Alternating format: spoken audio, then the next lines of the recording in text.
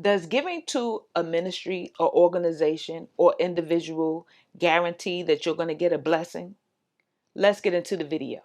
I see that the people of God, not everybody, but some of the people of God are being deceived by wolves in sheep's clothing. Some of us are being deceived.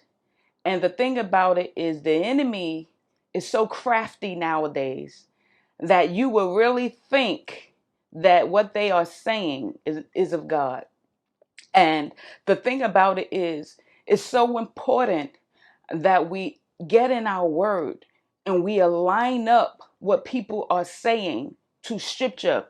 And if there is no scripture to verify what they are saying, we have to be willing to invest in the research. Now let me just go to two passages of scripture real quick. I want to give you these two verses. 1 Timothy 4:1.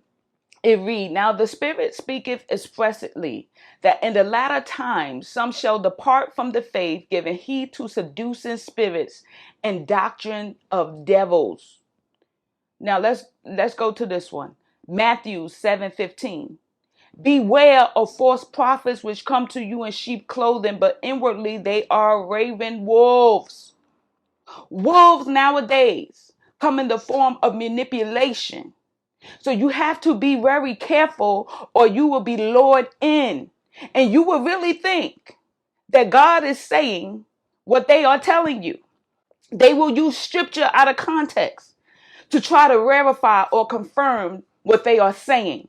But as we saw in scripture, you have to be aware. And how do we be aware? Like I said, by pairing it up to our scriptures. Why? Because they love scriptures like this. The wolves that are after your money. And that's what I'm talking about today. The wolves that are after your money. They will use scriptures like give and it will be given back to you. Pressed down, shaken and running over. Shall men pour into your bosom. They will give you scriptures like it's better to give than to receive. Yes, those scriptures are true. But they don't read the scriptures in Acts 2:44 through 45. Ask yourself this question. When was the last time you heard one of these leaders get up and read Acts 2:44 to 45? Ask yourself that question, and I'm going to read it to you. Acts 2:44 through 45 says, "And all that believed were together and had all things common. And they sold their possessions and goods and parted them to all men as every man had need." How many of y'all heard this scripture read in your churches this year, last year, the year before that, the whole time you've ever been there? The majority of the time, you won't hear that scripture being read. They would just read to you to give so it can be given back to you, pressed down, shaken, and running over. And their giving is given to them because God don't need your money.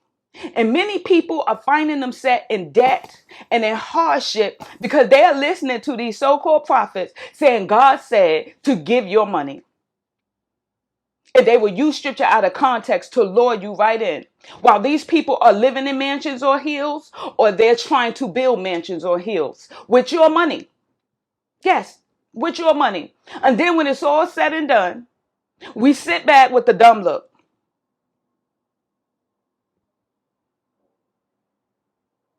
We sit back with the dumb look. Why? Because we believed that what they were saying was coming from God. We believed that in a few days that check was going to just invisibly hit the mailbox. We believed that we was just going to get an invisible deposit into our bank accounts. Now, I'm not saying that that never happens, but technically that's like a one in a 99 percentile.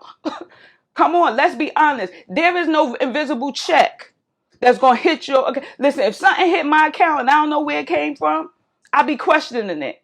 Not that I don't trust God, but you got a lot of scammers out here. So be careful because there's people now scamming people with these fake checks. You'll be done thought it was from God. You'll be done spent it and found yourself sitting in somebody's jail. So you have to be very careful and guard yourself against these things. Because you got so many innocent people giving up their retirement money, their bank accounts, their children college funds, all these things with a promise that God is going to do something for them if you put this money in this bishop or this prophet's hand. No, beloved, you're being deceived. You're being deceived. And what it is they will make you think that they the only one that could get a prayer through. Unless they're praying for you, you won't be blessed. Unless they're praying for you, you won't be healed. Beloveds, let me tell you, get a prayer life for yourself, because it seemed like God told all the prophets to ask for $1,000. God told all the people to ask for numbers that match, or numbers like 666 and hopefully not 666, but $66 and 120. Where are these figures coming from? And does that mean the people who don't got it don't get the blessing? Come on. Come on.